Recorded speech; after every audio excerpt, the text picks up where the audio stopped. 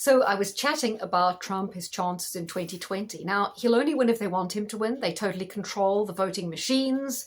They totally control voting. They totally control the people who count, the way it's coordinated. As we saw, it was very easy for them to shut down counts, put barriers up to stop vote watchers in, to stop vote watchers even watching from a window. They control all the mechanisms around voting. So it's very, very hard for him to win unless they want him to win, because they know that because he'll have massive support this time, he'll be able to push a lot of things through with less questions because he's got the popular support. Because look what people will forgive him for, right? So, it makes it easier to get these things through. A lot of people say, will Michelle Obama run? Well, who's going to be the running? Will it be Gavin Newsom? The strange thing is, they could have run any of those instead of Biden. They could have run Newsom then. They could have run Michelle Obama then, Oprah, anyone. But they chose Biden. You've got to think about that. What does that mean? Out of all these people, they chose the most useless, feeble, dim-witted, aged, decrepit person to run. They could have chosen other people. They'll choose him again to run. Not sure who they'll use as his running mate, but they will choose him again, I believe. Oprah's got way too many skeletons in the closet. Harvey Weinstein with no association with Epstein Island, not going to fly. Michelle Obama, I don't believe there's as much political capital there as a lot of people think. I don't think that's going to fly as well. I don't think they want people looking at her too closely either, do they? And then Gavin Newsom, I don't know. It just hasn't been around long enough. Although it makes sense on paper, I don't think they will. I think they'll run Biden again and let Trump win it. And then we will wait to see what psyop awaits us after that. But do be careful being jubilant about Trump winning. That doesn't mean this whole thing is in the bag, because it's really still down to us as individuals. And I remember, always decentralized. So even if you're one person, it's more important for you to go and chat to people and wake them up, even in a small way. Get chatting to people, find out how receptive they are, wake them up to one issue. You don't have to wake them up to everything. Choose something where they are a little bit amenable and wake them up.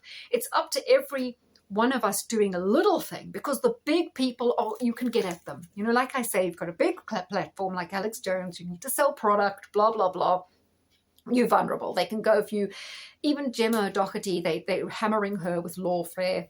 So it's very difficult. So it's up to every individual to make a difference by doing a small thing, because they can't really monitor you when you're doing a small thing.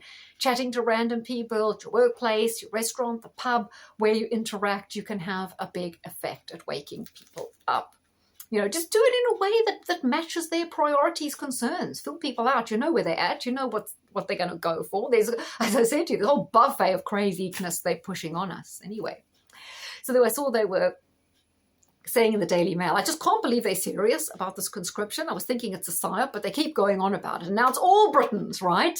So like men, women, how old? All of us? Seriously? A lot of people, however, think of all the people who are obese, on medication, unwell, autistic, mental health issues, already disabled for one reason or another, have already fought and have PTSD. It's going to be hard to muster up a lot of people. I think they've got their work cut out. But another thing that happened this week, you guys in UK will remember there was a awful knife attack in Nottingham, and young students who just graduated Nottingham University, the boyfriend, girlfriend, she was, I think, a doctor. He'd also done some really, quality degree, not some like iffy thing. They were murdered by this guy. He was a former student at Nottingham University, dropped out with mental health and that sort of thing. So maybe his parents came from Ghana or something, but he was, I think, born in the UK anyway. And then he went and stabbed another guy, tradesman, who was like getting in his van up early, because they were out really late partying. He was up really early getting in his van, and he stabbed and killed 3 people. He's been convicted of manslaughter. He'll spend a little bit of time in jail, could be out in this minimum of 3 years, right? At the same time, we have another free human rights, free speech kind of activist on the nationalistic side, who was merely putting stickers around, highlighting people to various issues around replacement, maybe immigration, maybe things like that.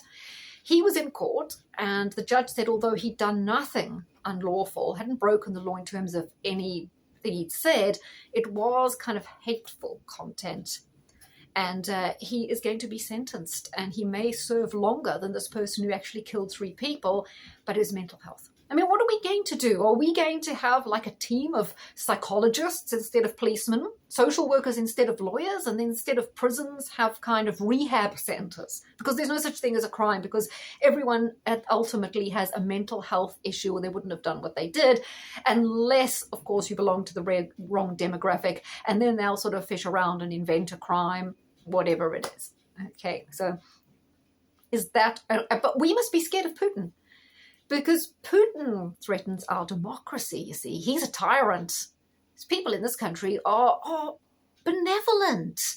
And we have this wonderful democracy because we have a fantastic choice. You know, the parties are so different. And if we don't like one, you know, after 4 or 5 years, we might choose another. Like, a lot of damage gets done in 4 and 5 years, guys.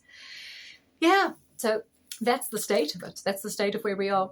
So as I say, there are plenty of things to be grateful for, and that is that the agenda marches on, becomes more and more difficult, more and more disgusting. Politicians become more and more loathsome. More and more people see through them, hate them. The Gaza thing's been very useful because a lot of people on the socialist left, that's a cause close to their heart. So hopefully that's a window through which they can waken up. I know, when it comes to the marches and that, that's just, I think those marches are just there to get rid of the Tory government. I wonder if the same pro-Gaza marches will happen if Starmer gets in. Because I just feel that those people aren't there because so much of Gaza, a lot of them are, but I think a lot of those marches are hijacked for socialist causes and things like that. So, you know, whether marches work, I don't know. I think people going on march is always a danger of a January the 6th moment. And I'd say continue to support your small platforms. I know people are getting a lot of traction on Twitter, and it's been more usable under Musk, but that doesn't mean he's a hero. It's a confidence trick. He wouldn't be doing this. You heard he's just been in Israel basically kind of sucking up in a very, very, very childish way that you can't believe a grown man, especially a man who supposedly, you know, comes up with all these inventions and runs these amazing companies. The amount of rubbish that person can talk is embarrassing for anybody. I met some people the other day and were saying I was from South Africa. Oh, do you know Elon Musk? Okay, no, we don't know all each other, but I mean, there is something in that question because I never ever heard of this Musk family. So I did write to Pretoria Boys High, and they said they could put me onto someone that did teach him, and they would give me the thing. So it seems like he was there. But on the other hand, very, very skeptical about the whole backstory. And as you guys know, I did a nice article for David Vance on that subject of Elon Musk, covering a few things no one else has covered, although I did make some use of some of the information that's already out there. But yeah, we will wait to see what happens. But I still think the whole war agenda is certainly one to watch. This year, watch the Red Sea and a whole area and things kicking off. We're waiting for things to kick off in Turkey, things to kick off in Syria, for things to get hot around Yemen. Those are all the key areas. And to wait and see what happens in the economy as BRICS get stronger and as China continue to maneuver with the currency. It won't be much longer before China aren't that dependent on the UK, the dollar. But a lot of Chinese companies have investment. I think about 300 have investments in the US stock market, and Saudi Arabia have an enormous amount invested in the stock market. So you can see how easy it is to still have a fair degree of control of the trajectory of those sort of those countries. I think those countries really are like emerging powers. They are like someone who's about 16, not quite ready to jump away from their parents, right, and go it on their own. But they're getting there, and they will get there. Take care, guys.